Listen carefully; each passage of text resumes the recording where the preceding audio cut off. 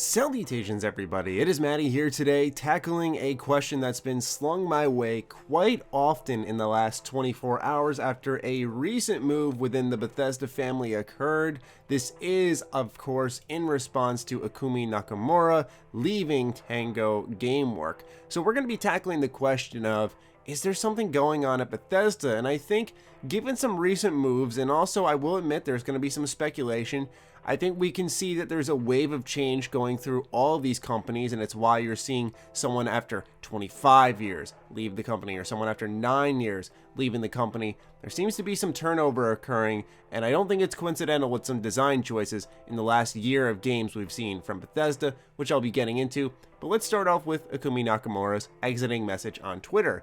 After 9 years as creative director and art director at Tango and ZeniMax, I felt here is one of ends of the journey. Yes, there is going to be a bit of a language barrier.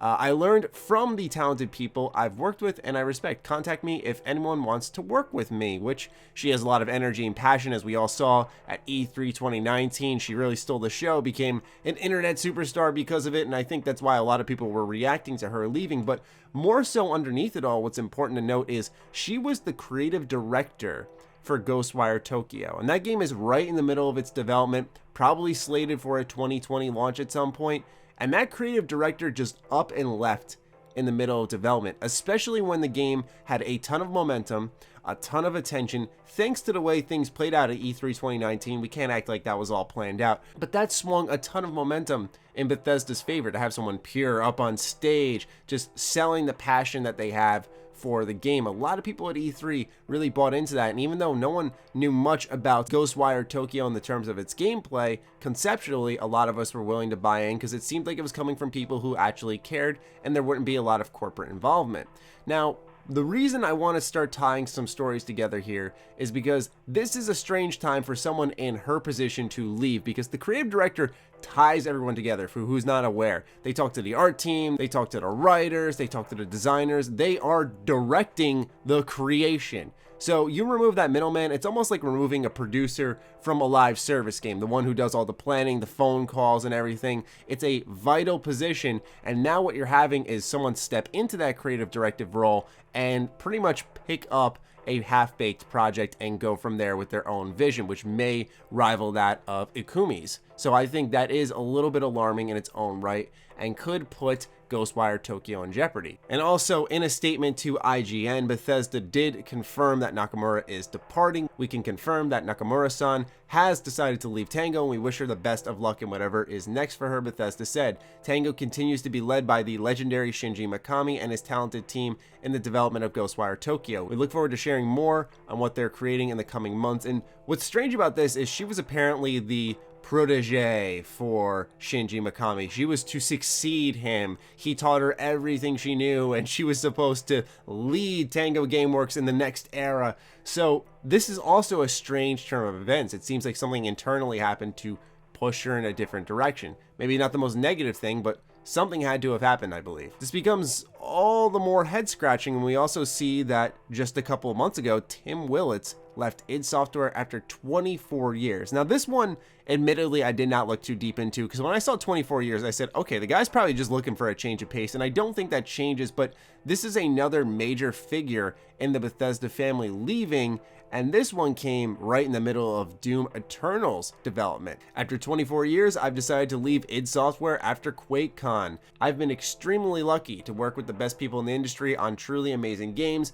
QuakeCon has been an unbelievable part of my journey, and I look forward to seeing everyone at the Gaylord Texan.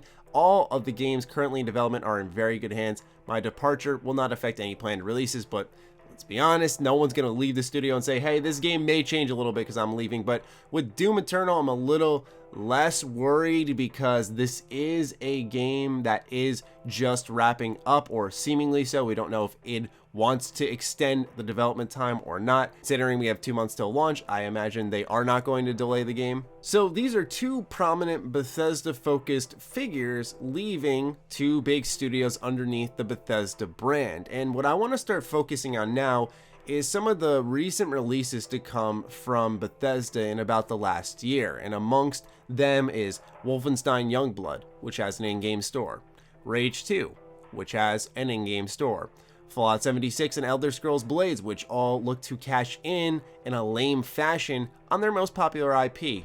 And Doom Eternal just may have an in-game store, if you're willing to believe a 4chan leak, which I personally wouldn't fully buy into, but the notion of a store being in this game is believable given not only the track record of the last year, but for God's sakes, if you're going to have Rage 2 incorporate an in-game store from id, you bet your butt Doom Eternal is going to have something in there. Now, the leak is claiming that the microtransactions are coming in two forms. One is cosmetics, where you can change the skin of the Doom guy to one like Doom 3 or the Doom guy from the comics. The other takes a page out of the Ubisoft handbook, where it states you'll be able to purchase power-ups to make the single-player campaign easier, maybe something that generates armor. But once again, this isn't confirmed. This is just from some random leak on the internet, which hasn't gained a lot of traction, but the notion of a store being in there is more so what I'm focusing on. And why are these in-game stores so important? Because those signify corporate involvement, that someone overhead, whether Bethesda's privately owned or not, someone overhead is saying, hey, we need you to put this store in the game. And I say that that is supported by the products that have been released, because there are games like Wolfenstein Youngblood or Rage 2, which had zero business having in-game stores. They just did not fit the game whatsoever, but they're there anyway. And it seems like a company policy moving forward. And I believe that even Fallout 76 in its very own way was not a BGS game, not just from the obvious standpoint of it's not single player, but I believe they wanted to make a multiplayer game, but like this? I don't know. I feel like there was a lot of balancing with the in-game store involvement, and that took a lot of the focus. And we're seeing that with a lot of these games where I feel like these creatives, obviously you cannot deny the passion of Ikumi. We saw it right on stage, and that's why my gears started turning on that very topic. I was like, she seemed very hyped about our project. Did someone from ZeniMax or Bethesda step in and go, you're gonna have to put an in-game store in Ghostwire Tokyo. We have that in all our launches now. We want to give this game legs. This is the only way to do it. And Ikumi was like, hell no, this is my game, we're not doing that. And probably they did not come to an agreement, which led to her leaving. Now, I don't want to speculate too hard on her departure because I feel that would not be right of me, but these are just the ideas spinning in my head, and I don't think that it bodes well that the creative director for Ghostwire Tokyo left right in the heat of development, and that someone who's been a part of the Bethesda family for 24 years had left recently. And on top of that, we see all these in-game stores and a little more overhead involvement compared to just free creation, which is why there was this big resurgence for Bethesda, not only from Fallout 4. I know a lot of people on my channel instantly tie it to that. Fallout 4 was a great time leading up to the launch of the game, but also Bethesda turned it around as a publisher. They used to be one of the worst publishers in the business, and they turned into one of the better ones when you looked at Wolfenstein: The New Order, and then they released Doom, and they did Dishonored. I mean, they have a superb family of games, and while I still love Dishonored, I still love Wolfenstein, although Youngblood was a little bit of a miss over time. Although they did patch a lot of people's complaints about it, still, point being, wasn't that great. Doom is naturally fantastic, and I am excited for Eternal. But that turnover only lasted a short while, because after, I'd say, 2016, things started to hit a slippery slope for Bethesda with microtransactions, in-game stores, bad PR moves, the whole review copy debacle.